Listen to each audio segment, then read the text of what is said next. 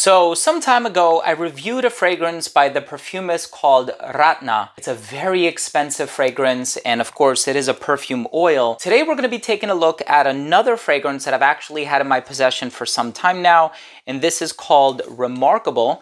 This is a little 3 milliliter bottle, but a little bit goes a long way because it's a pure perfume oil. I'm excited to give you my thoughts on this fragrance, so make sure to stay tuned.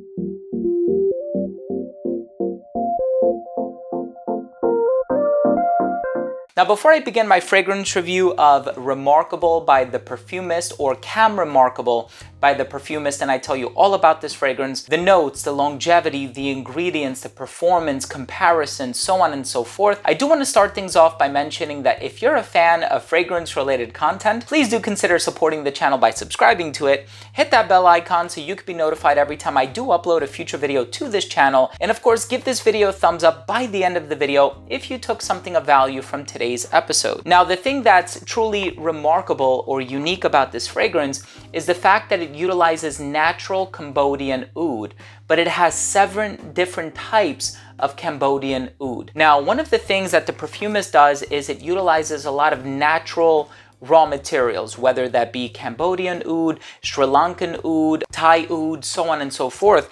And these ingredients in and of themselves are not only rare, they also happen to be very expensive. And that's certainly the case for this one. I think if you're interested in getting a 12 milliliter bottle, pure perfume oil, it's about $400 American, if I'm remembering correctly. So this is on the expensive side of things.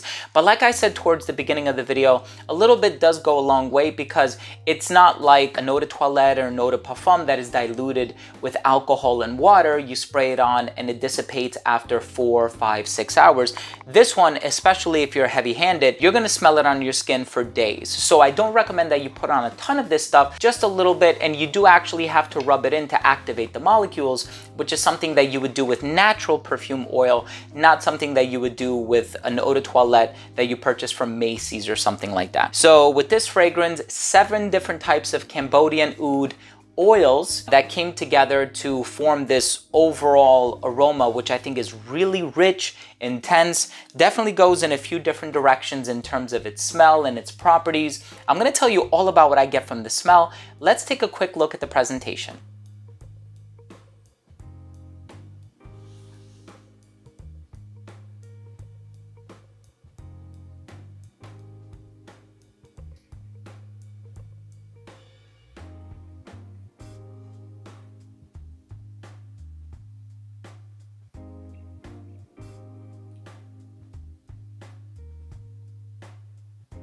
So applying the fragrance to this test strip was really an interesting exercise. You can see that it's kind of saturated in oil, and it's also quite heavily discolored. I don't know if you can see it from where you're at, but so the initial smell of this fragrance is quite loud, very extroverted, without being domineering, but it definitely comes across rather assertive, and you get that Cambodian oud, right?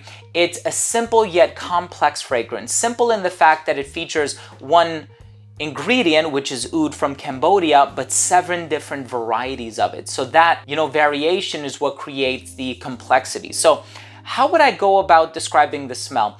Definitely woodsy, definitely earthy, a little bit animalic, and there's almost like this naturally occurring sweetness about it. It's kind of hard to describe. And it's a sweetness that you would not be able to pin back to any other ingredient that is known to be sweet, like a vanilla or a tonka bean or anything of that nature.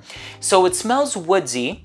You're definitely getting that woody, musky, slightly animalic, woody ingredient, but in its naturally occurring state. Whenever you're dealing with balsams or resins or gums or anything like that, there is an almost natural sweetness that comes with it. You think about any sap that is, extracted from a tree, whether that be labdanum or benzoin or galbanum. There's almost like this touch of almost like a medicinal sweetness about it. And that's what I'm getting from this. Now, I don't know if it's one variety of Cambodian oud oil that's creating that, or it's a combination of them, but that I think increases the versatility of it and also makes it like kind of mass appealing in a sense. Now, here's the thing, and a big caveat just to start things off. If you are a fan of typical freshy, aquatic, oceanic citrus fragrances, if you like the Bleu de Chanels of the world, or if you like the Nautica Voyages of the world, you're gonna have to think twice about this one, right? Because this one is definitely on the more expert or niche side of things, in the sense that, you know, if there's somebody who has tried many different fragrances, now you want to get into exploring some of the more natural perfumes on the market, but some of the more enduring and long-lasting and resolute fragrances on the market, I think that's when you start looking into the perfume oils being carried by the Perfumist. And you'll notice with this one that it's enduring all right. So I wore this about 2 or 3 times in a row, and maybe the second or third day was a mistake because I could still smell it on my skin. Of course, it becomes a lot more subtle, but like there's this natural muskiness that starts to come through on like day 2, and I'm smelling my wrist, and there's like still a touch of sweetness to it, still a musky quality about it. And of course, that goes without saying, this is a high contact area. So when I wash my hands, I don't just wash my hands, I wash my wrists as well, and a little ways up into my forearm. And I noticed that even after repeated washings, I was able to smell it. And this is one of the reasons why some people in some cultures, as a matter of fact, do prefer oils over traditional eau de toilettes or eau de parfums, because for many people, especially if you're used to some of the stronger stuff, the longevity really isn't there with an eau de toilette or an eau de cologne or something like that. So Cambodian oud, earthy, oudi, woodsy, musky, a touch of sweetness. And I was even trying to think, like, in terms of, you know, that animalic quality, does it remind me of castoreum? Not really. Does it remind me of ambergris? Not really. I've smelled some ambergris perfumes that can actually come across smelling a little bit like halitosis. Some of them do it in a very fresh and oceanic way. If you're familiar with the Creed ambergris DNAs, those actually smell fresh. But something like Magnetic Scent 1 by Inicio Parfum, that one can be a little bit on the animalic and challenging side of things. But this one, because of that naturally occurring, almost sort of balsamic sweetness, it's actually very accommodating. Now, they actually have a few other fragrances that I really like. There is saffron. There's a tobacco offering that I've had the opportunity to try recently. Ratna is like one of my favorites from the brand. I have given that fragrance a lot of praise on my channel, and for good reason.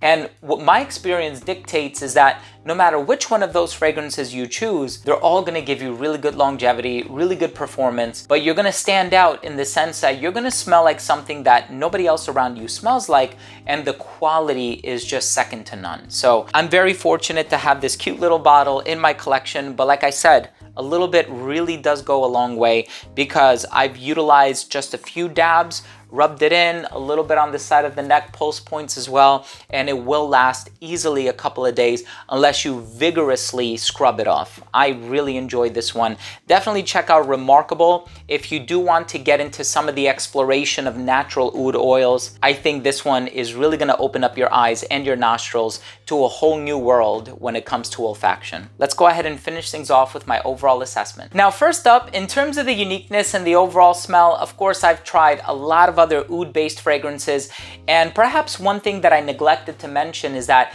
if you're used to smelling fragrances like Versace Pour Homme Oud Noir or Tom Ford's Oud Wood, I think you're getting a very accessible, and dare I even say neutered version of the agarwood ingredient, because it's specifically designed to appeal to a bunch of people. Whereas if you start exploring some of the more natural varieties of agarwood on the market, you're gonna get some really interesting oud ingredients, and this one has some really interesting things happening in it. So I personally like the overall smell. However, I do have to revisit that caveat that I mentioned in the beginning of my review. If you're a fan of some of the fresher scents on the market, this one is definitely going to come across challenging for you. So keep that in mind.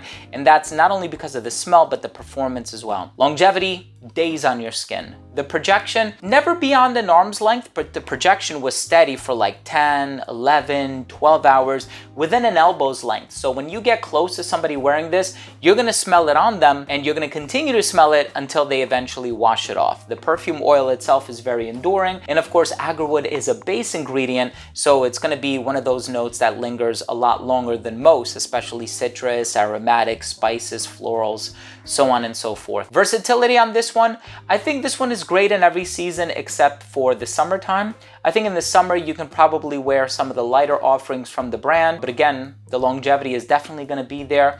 I think this one is a perfectly unisex fragrance. This is going to appeal to somebody who's a little bit older and a little bit more experienced when dealing with perfumes, especially niche, natural, and artisanal perfumes. And I think this one is great for a formal occasion. It will really turn heads. And in terms of the presentation, very simple, very minimalist. And I think that, you know, had the presentation been a lot more elaborate, you wouldn't be looking at $400, you'd be looking at $600. And of course, you're wearing the fragrance, not the presentation. So I do like the presentation.